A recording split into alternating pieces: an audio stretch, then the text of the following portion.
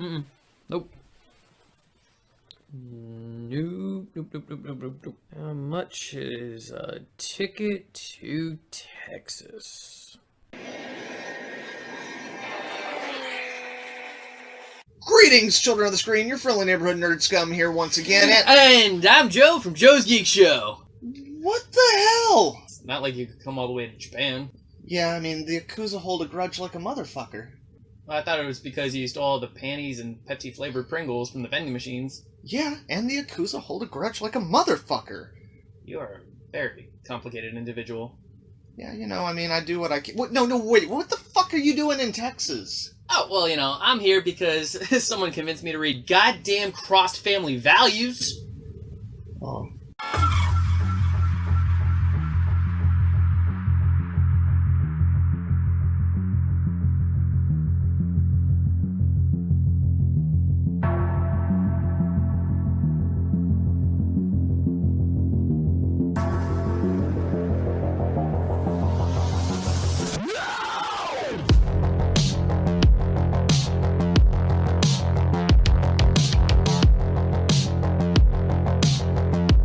Right on, guys. So, as I said, today I am being joined by Joe from Joe's Geek Show. Thank you very much for joining me. Thanks for having me, man. Right on. Now, if you want to check out more from Joe, definitely check out the links that are down in the description below. And here at the end of the video, if you stick around, I'm going to have him tell you guys a little bit more about what he does on his channel. So, without any further ado, let's dive into Crossed Family Values. By David Lanpham. With pencils by Javier Barrino. Inks by Julian Huguenard Burt.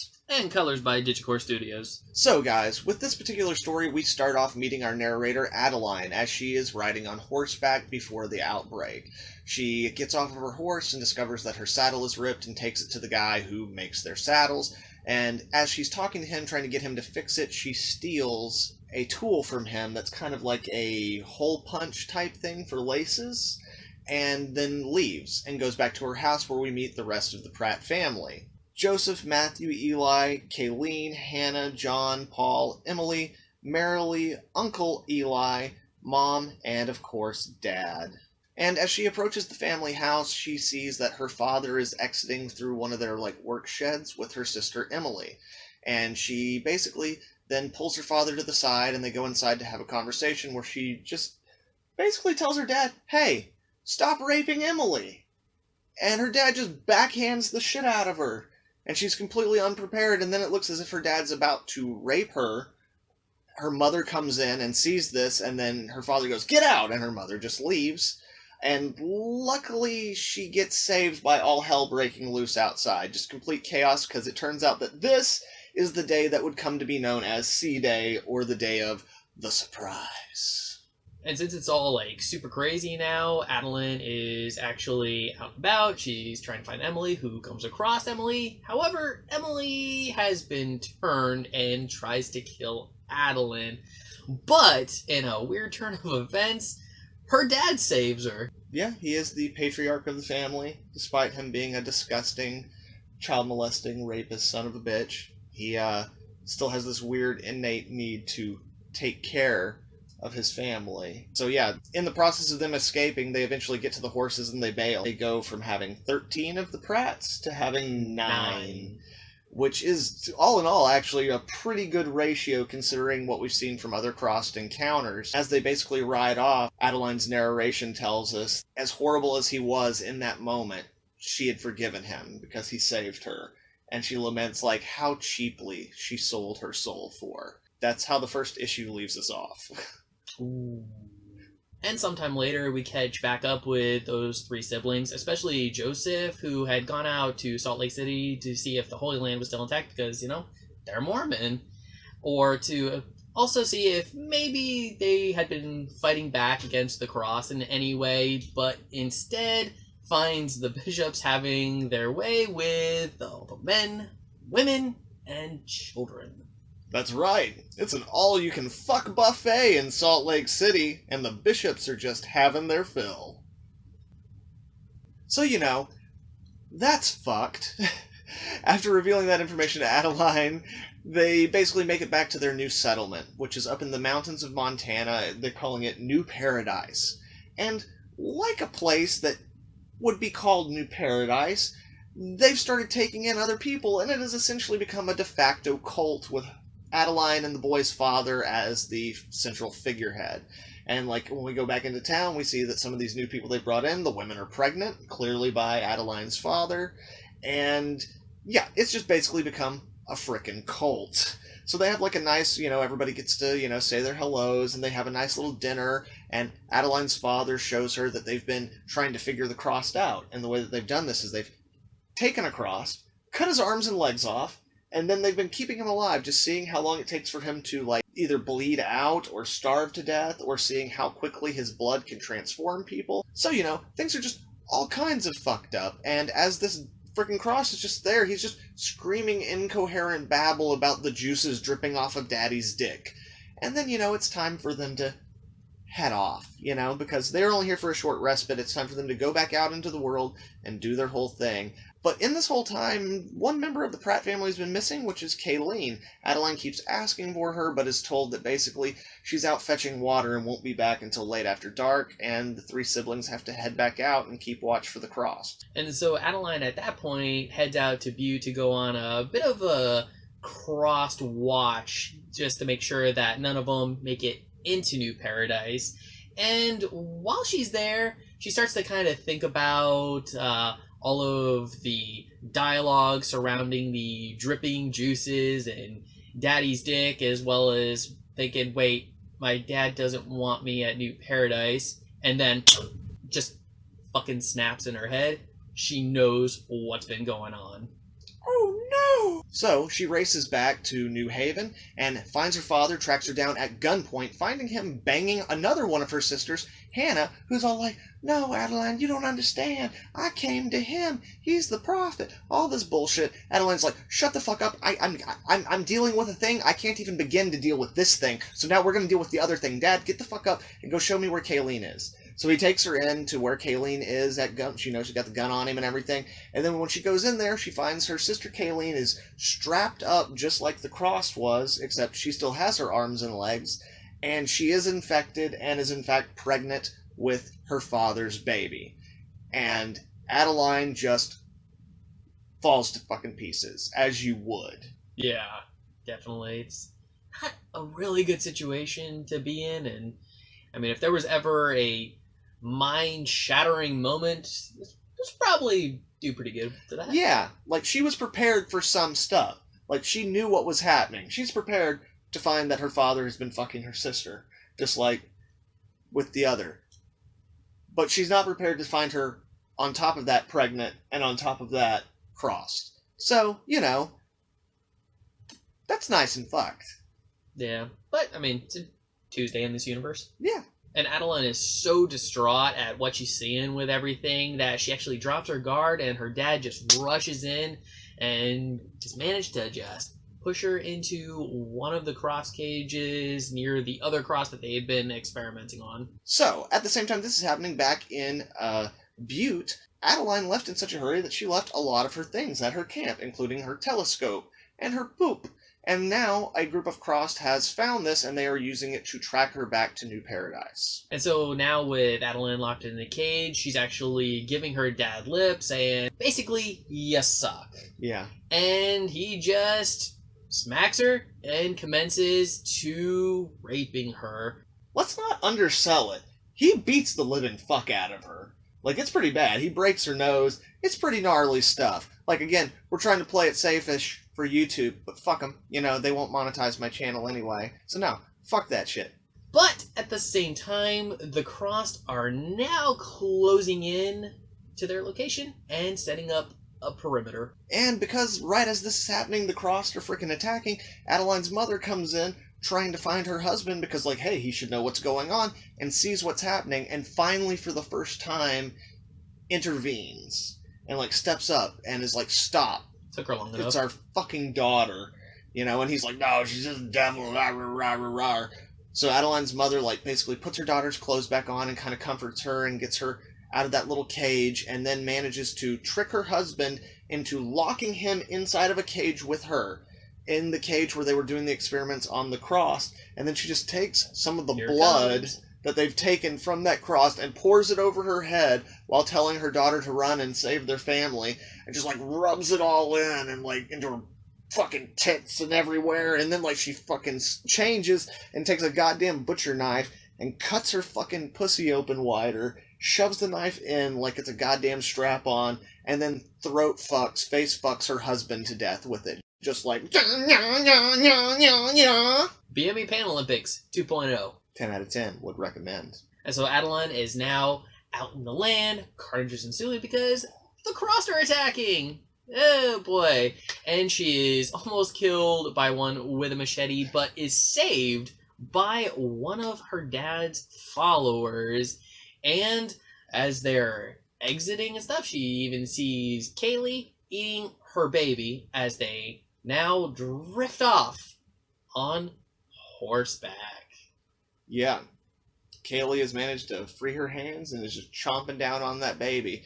I think she even says something like, "At least they saved my baby for me." And, yeah. So, just fucking blows her head off, and then they bolt. Emphasis. Horses. They're fucking important, apparently. So, we catch back up with the Pratts and their crew not long after, and they are now actively on the move and actively looking for groups of Cross that they can hunt down and kill to eliminate the threat before it becomes a problem. They've been doing pretty good. You know, keeping moving, staying alive. But we're reaching a point where Adeline's brothers will be heading back from their kind of scouting missions to New Paradise. And they don't know that New Paradise has fell. So Adeline is worried that if they get there and find it like that, they'll just take off and she'll never see them again. So she's determined to go back and intercept them and let them know what happened and absorb them into the group. Now, she does get some pushback because we do have a pregnant lady in this group who probably shouldn't be traveling, and other people who are just tired and exhausted and would like to stay put for a while. But she just pretty much lays down the law, is like, nah, fuck you. I'm boss bitch, and this is the way things be. So even if I have to tie you into that wagon, you're fucking coming, and we're gonna go meet my brothers, because family is also an important thing in this book. Apparently. Family values. It's just like Fast and the Furious, but with more rape. And death. Death that sticks. And so, while on their way, they actually run into a group of bandits where some chasing happens, we get some pew-pew moments with the guns, and Mark is killed. Jethro and Eliza are in rough shape at that point. Yeah, their shit's getting all fucked up. Just getting wrecked. So yeah, their shit is getting all kinds of fucked up, and eventually it gets to a point where Adeline is just like, okay, we're not gonna make it. You guys go, get as far away as you can, I'll hold them off for as long as I can. So she takes out both her guns and does the big heroic western, like, ride in, both guns blazing, and immediately her horse gets shot out from underneath her and she falls off and breaks her fucking leg. Mind you, the broken leg really plays no further into this story. But yeah, she's pretty much fucked, and right as she's about to get killed, once again she gets saved at the last second, this time by the return of her brother Matthew, who has just kind of intercepted them on their way back to New Haven. He jumps in, and this also coincides with the people that she told to run being like, oh, she's not completely fucked, because Matthew's here. There's a man here now, so I guess we'll go and help. That's not what it says in the book, I'm just inferring that a little bit because I think it was funny. Haha! And basically they show back up, and now with the aid of Matthew and getting the upper hand on these guys, they literally just all stand around the car and unload their weapons into it, like something from like fucking RoboCop or some shit, or The Godfather. It's just a massacre. So, after that whole thing, they basically have to go into a town because they're all kinds of fucked up. As I said, Adeline's got a leg that's broken, which we literally never deal with again in the story, but it's a thing. You know, Jethro's been all gut shot. Liza's been shot in the hip, as well as lost her husband. So yeah, they have to go into a town and find a hospital so they can treat themselves. And, as luck would have it, while they're there, Kate goes into labor, which is helpful, because a hospital is helpful when you're going into labor, but not really great for them as they're trying to keep on the move.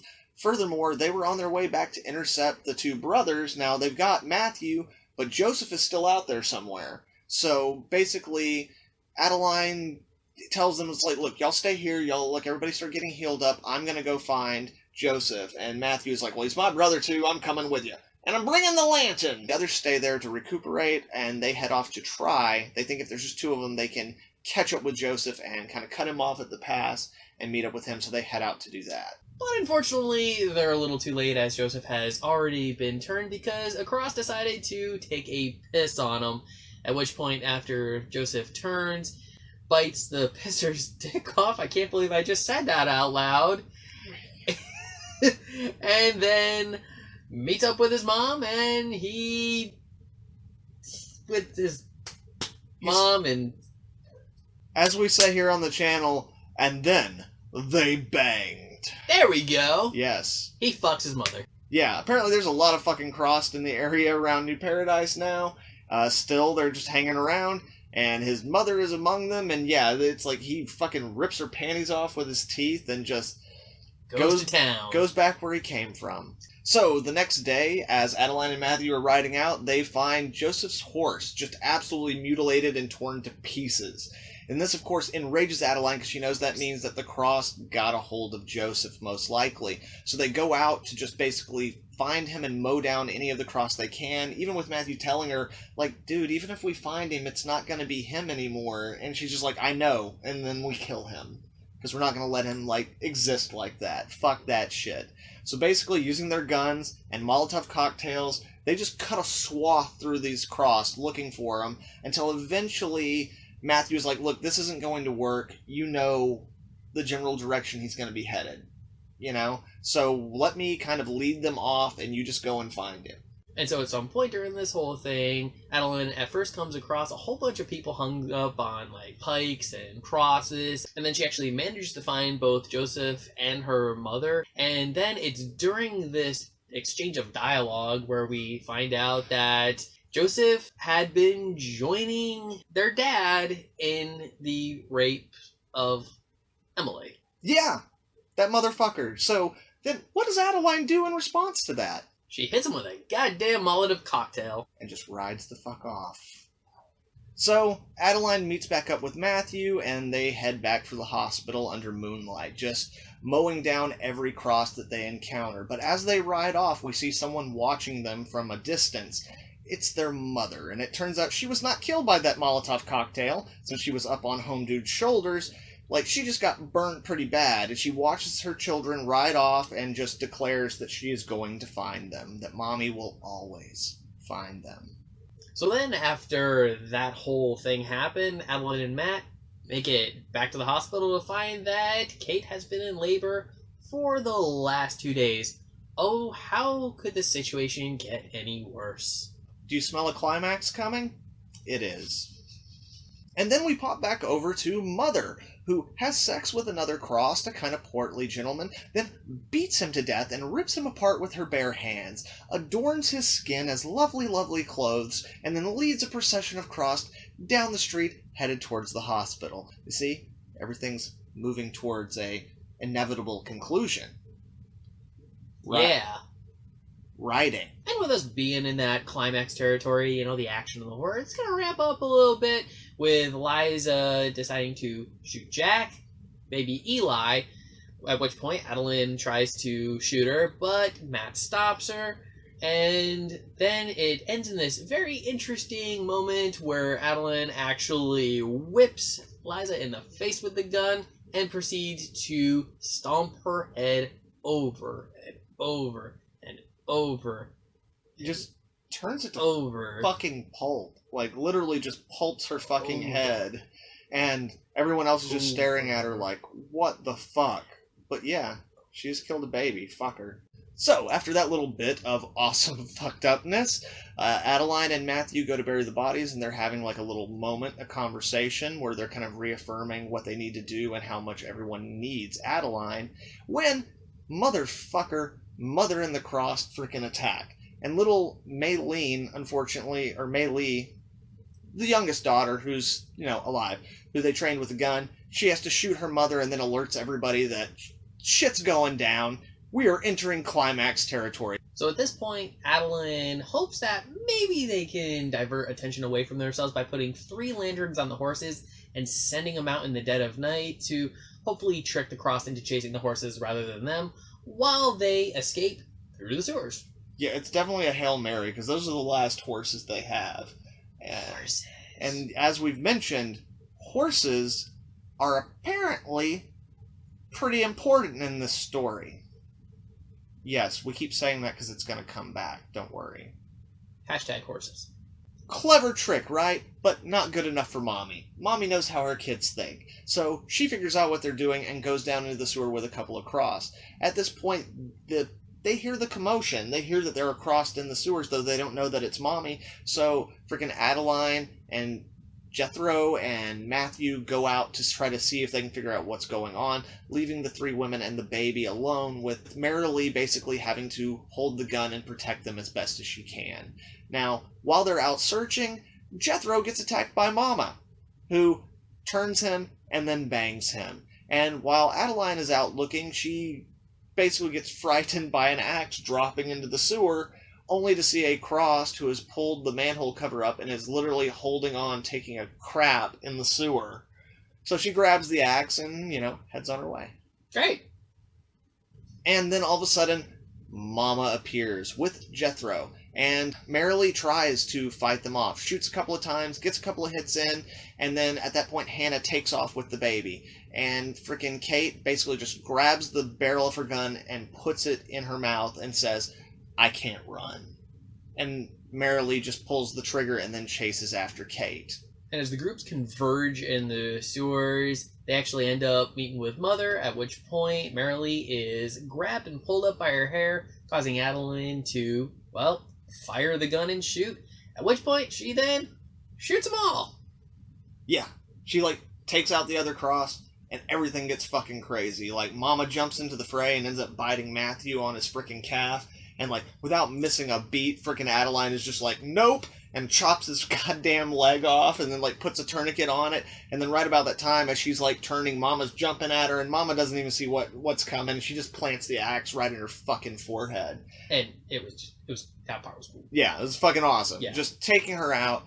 And then there are now lots of other Crossed in the sewer, but luckily that kind of makes enough noise to obscure our main character's escape, and they do manage to get out of the sewer and make it to a nearby suburb that is surprisingly stocked and has things that they need, and so they're able to actually lay low for a little bit and kind of hold up. But they do need an evacuation plan just in case things go wrong. So finally one day Adeline heads out to try to find some gasoline for the vehicle in the garage. That way, if the Crossed do attack, they at least have a fucking chance of getting away. And she, matter how small. Yeah, and she laments it's not as good as horses. We might make it 300 miles and then just have to hope that we find more gas, And as she's out walking around looking for this gas, she's all up in her head, and then hears a noise, and something runs by in the distance, but she misses it, and she has a look of terror on her face as the coconuts clank together, and they approach, and what is it? What is it? It's those damn horses. It's the motherfucking horses. Apparently, the horses were important in this fucking story. Because that's the end of it. That's where this issue leaves us off. The horses have returned, and they have a fighting chance. Symbolism. Sort of. Kinda. Little bit.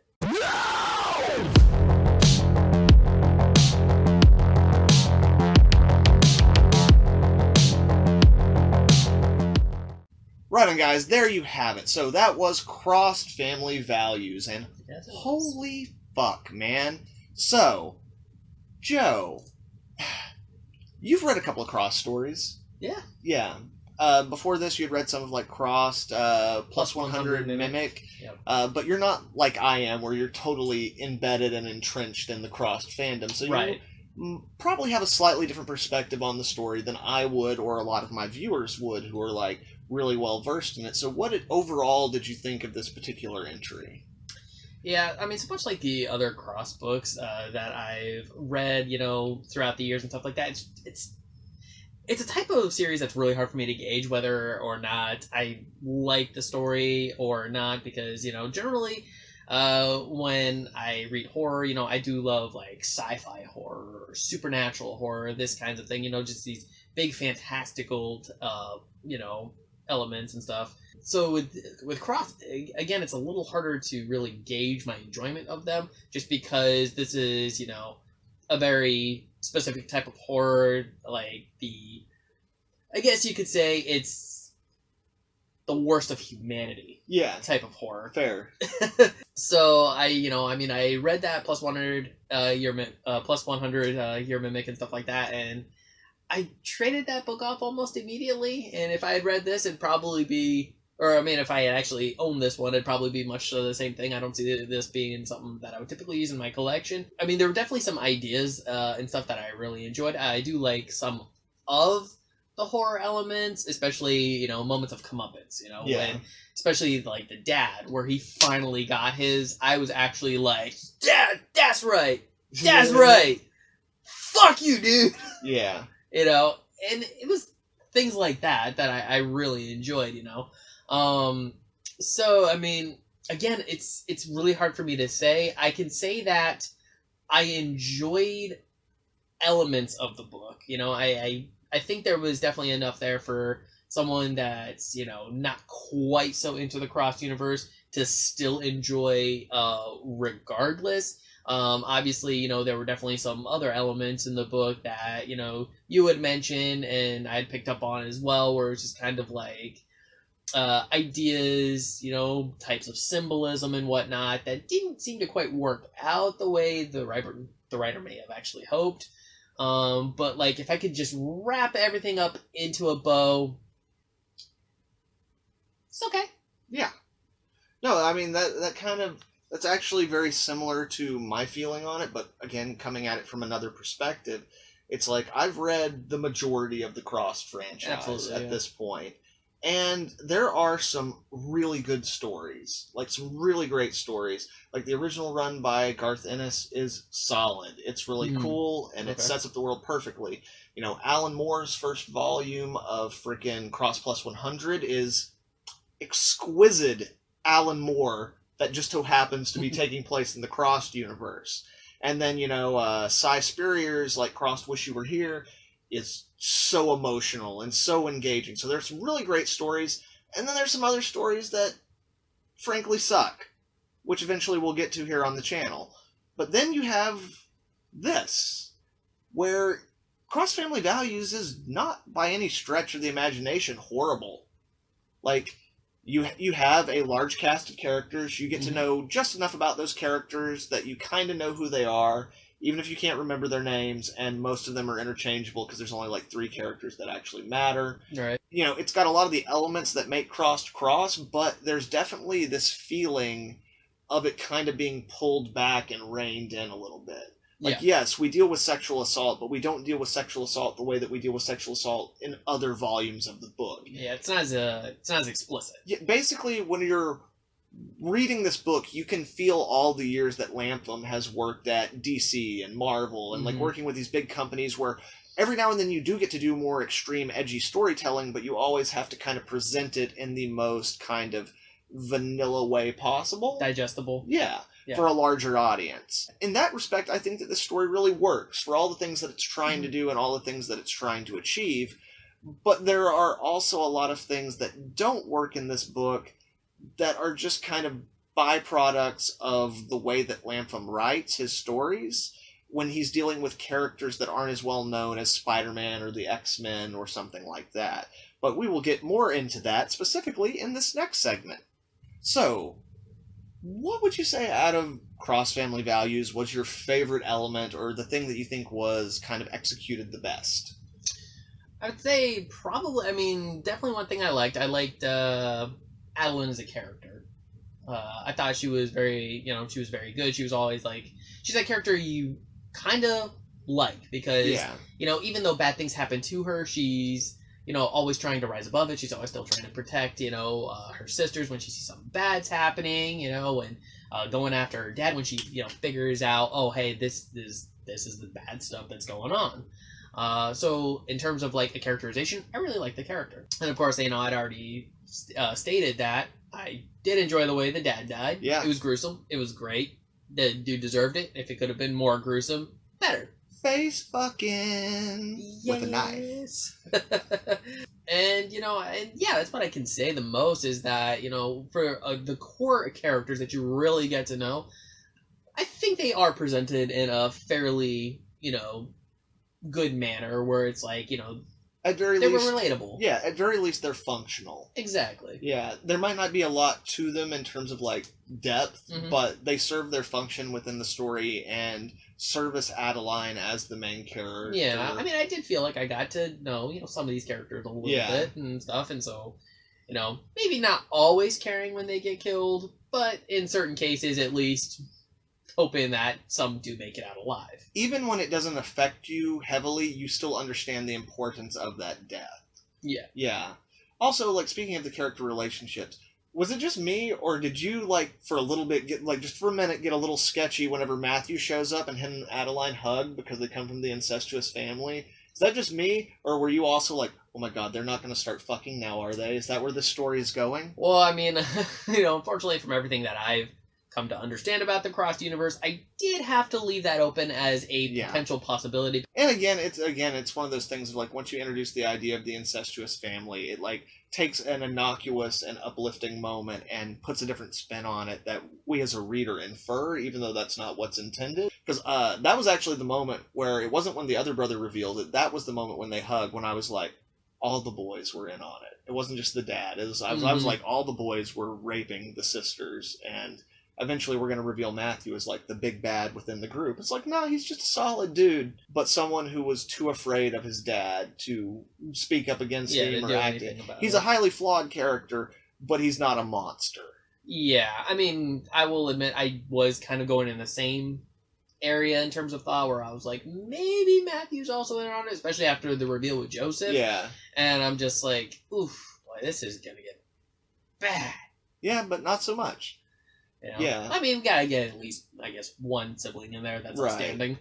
Yeah, and as for me, the things that I particularly enjoyed from this book were a lot of the moments. Like you said, the face fucking with the knife, like that is a just absolutely perfect just rewards sequence. So that's really fucking cool. I actually do really like the scene of Liz freaking out and killing baby Eli and all that stuff, although I don't think that her character was developed enough to earn that moment. Yeah. But when you get to that moment, the moment itself still works pretty well. And I like the kind of climax in the sewers. I think that also is executed fairly well. And again, it's like, I think they do a good job of creating a cross book that feels like a different genre. Because they're very much going for like crossed as a Western. And in a lot of ways, they really do nail that down. You get a lot of the things that you want out of those kind of stories, like the big gunfight with the bandits and, all these different kinds of things. You get all of those moments. So in that respect, I think that like if you're looking at this as a post-apocalyptic cross Western, that it actually works very well and it hits all of the kind of markers that you want from that kind of story. However, there are some things in the book that, at least for me, don't work and bug the fucking hell out of me. So now we're going to talk about those things. Yay! Yay! I'm waiting for your angry comments. But, as I tend to be long-winded as a fuck, we're going to go ahead and start off with you again, Joe. So, Joe, what's a couple of things that you didn't like, or it didn't work, or you fucking hated from this particular book? Well, we already know the dad just detested that some bitch. Well, yeah, I mean, he sucks, but that's actually a good thing. That's actually something that's well done. Yeah, I know it's good to it, but I get what you're saying. Yeah, he's very hateable. So it works. As far as like things that obviously didn't work, you had mentioned some of the characters, because it is such a bigger cast. Sometimes we didn't get to know some of them quite as well, like Liza and stuff like that, where she eventually goes crazy. It's like, it would have been nice to get a little more information on her prior to that. And then, of course, we have talked about it before. We've been hinting at it pretty much the entire story. The horses. Yeah. Horses. Yeah, apparently there were supposed to be some kind of symbol throughout this book, like the entire story as a whole. And at the very end, I was left wondering, what was the point? Yeah, like the horses, the book starts with her on a horse. Right. The horses are mentioned and it's talked about how important they are. multiple times, but because of kind of the Western nature of the character we're dealing with, she's not really introspective, and she's not really philosophical or poetic. So while that theme is clearly in the book, and it's clearly something that's important, the way it's written never emphasizes the importance in a way that makes the horses coming back in the end be an emotionally satisfying payoff. Like, narratively, it's a satisfying payoff to a certain degree because you're still left with an open-ended story, right. But at least gives a glimmer of hope. And that's something I've noticed that Lampum tries to do in all the cross stories he's written, is he tries to end them with a glimmer of hope, which I respect. But whether it be this or Crossed 3D, somewhere along the way, the pieces, like, cognitively, you understand that there's hope, but you don't feel that there's hope. And there's just a disconnect there. So yeah, the horse thing, it's a big deal. It's planted. He did the legwork of a writer, but there's just a connective bit of tissue that's missing to make it really hit the way that he wants it to hit. So yeah, the horses thing. What the fuck? Anything else that really bothered you or got under your skin? Like plenty got under my skin. Well, in terms of it being poorly handled or executed. In terms of being poorly handled, can't really think of anything off the top of my head. Okay. That, so. Well, that's okay, because I got a couple. Yeah, I got a couple. Oh, please. So, okay, all you. We went through the horses. Okay. And yes, we did talk about the characters briefly. They serve their function, but you have a difficult time actually getting emotionally invested in any of the characters because you spend such little time with them. And while on the surface, I do even think that Adeline is a decent enough, main character for the story, the amount of times that she has to be rescued because she's just, like, charging into something very headstrong gets a little bit frustrating. Especially because in none of those situations does she get herself out of it. It's always like, I'm pissed and doing a thing, and it doesn't work out, but luckily somebody was here. And then everybody treats her like she's some kind of great leader. That kind of bugs me a little bit. Just a little bit. It bothers me on a certain level. It would have been nice for some of those times, if you're going to talk about what a good leader she is, to actually show it. Right. And throughout most of this book, she's just hanging on by the skin of her teeth, trying to survive. Now, in the book, if it had been written to emphasize that, then I would have been fine with that. But because it's written in the other way, I'm like, well, fuck you. No, that's not what you're showing me. What you're telling me and what you're showing me are two fucking different things, god damn it. In general, with the writing, it has a lot of the same problems that a lot of Lampum's non-Big Two work has, where he doesn't have years of backstory that people know about these characters. And in those stories where he does that, like his Age of Apocalypse or like his Spider-Man, you can do a story where you don't really need to dive too deep into the character because it's all already there, even if you're in another continuity. There are touchstones, but here we don't have any of that. So you never really invest in the characters, so you never really invest in the story. And all the themes that are supposed to emotionally hook you just don't connect in an appropriate way. So at the end of the day, what you end up with is a kind of fun, pseudo-Western zombie story. Yeah. And there's nothing necessarily wrong with that, but you can tell that it had the potential to be more than that. And unfortunately, just because of the way that David Lampum writes, which again is not horrible, it just never hits the peak that it could hit, and it falls a little bit short of a lot of the other cross stories. Now, the artwork in this book we haven't touched on very much, but the artwork in this book is really solid. Barrino is an artist who's worked in multiple cross books, and similar to what I said about Lampum, he's good. But he has a few issues, and those are prevalent in this book. One of the big issues is he can't draw children. Every child in this book just looks like a shrunken down adult. Unless it's a baby, in which case it's just a little acorn and swaddling. But like in the scene where Eli gets killed, it's kind of hard to invest in that scene, A, because it hasn't been developed enough for you to invest, and B, because Eli just looks like a 3-foot-tall doll that's of an adult man, a skinny, like Larry Bird or something that someone's holding. So that's kind of a problem. And again, the rest of the book is beautiful. Like, his anatomy is great and everything, but drawing children, there's a lot of artists who have problems with it in comics. It's not just him. And the other thing is that most of the time, his faces are really good. However, especially in this book, anytime he draws a character smiling, it is insanity. And they're not always supposed to be insane. Like, even before characters get turned crossed, anytime he tries to show a character smiling, it's creepy as fuck.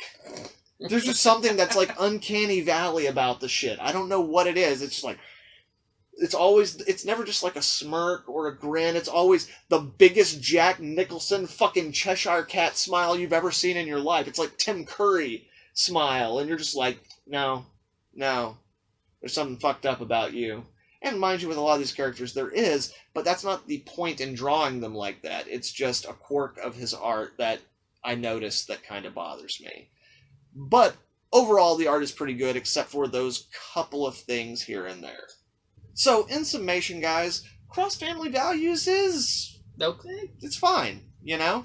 Like, it's not the best story. It's not the worst story. And if you really enjoy the Cross franchise, there might be something there for you. So, Joe, would you recommend this book to anyone? And if so, would it be just Cross fans or non-Cross fans? I think I'd recommend it on both scales. Because one, I think there's enough there in terms of like, the horror, gore, and violence that Cross fans are going to like, and also because we had also stated that some of the more horrific elements, like the rape and stuff like that, are kind of like off scale or angled in a way where it's not too harsh to look at. It also might be a decent book if you want to actually try Crossed. Yeah, like, I think for Cross fans, they'll enjoy it just for the sake of another Cross story. And I think for people who aren't necessarily Cross fans, but are horror, and specifically horror action fans, I think they might be able to get into it because it is a little bit more middle of the road, or a little bit more mainstream, or it doesn't push the more extreme aspects as extremely as other books have done, at least on the issues that people seem to be more sensitive about these days. So in that respect, in a lot of ways, this might actually be a really good entry point into Crossed for someone. And I did a video recently about adapting Crossed, and as much as I'd love to see the Garth Ennis story, his original run, adapted, you'd probably have more luck with something like this. Like, it's a little bit more toned down in the right places, and the characters are just blank enough that you can kind of do anything with them. Like, if you're going to do a Cross show or a movie, this might be a good place to enter. So yeah, I would definitely say that despite the fact I didn't love this book as much as I've loved some, I would also definitely recommend it. Right on, man. Well, thank you for joining me for this today, coming all the way from fucking Japan. Yeah. But yeah, guys, if y'all want to check out Joe and see what everything he does on Joe's Geek Show, then definitely check him out. The link for his channel and his social media will be down in the description below. And Joe, why don't you just take a minute to tell everybody what kind of stuff you do on your channel? Yeah, absolutely, man. Appreciate it. So yeah, again, my channel is called Joe's Geek Show, which is the video series where we talk comics. And so I typically do, week to week, some comic book reviews, tackling, Marvel, DC. I'll do some independents here and there. And then, of course, I'll do, sometimes some short reviews. And occasionally, when I'm in the mood, I'll put on costumes and do skits. I've got Batman, The Flash, Superman, Spider-Man, a decent amount of characters and costumes. And then when I'm really in the mood, you can be treated to and experience one of my Batman Reacts videos, which, I don't mean to toot my own horn, but, I think I do pretty good there. Yeah, those are pretty fun. I dig those for sure. Thanks. Yeah, like you guys saw in the opening, he's got the little costume on. That's something that he does a lot of and has been getting really good at, doing these little shorts. Right on, guys, so there you have it. All of our thoughts on Crossed Family Values. Thank you guys very, very much for watching. I really hope you enjoyed this video. If you did, then please leave a like and share it with some friends to help the channel grow. And if you yourself are not subscribed, make sure to subscribe so you don't miss out on any of the dope Cross content I'll have coming out in the future. Once again, guys, thank you very much. I hope you all have a good one. Take care. Have a great day. And as always, stay geeky. Nerd Scum. Out.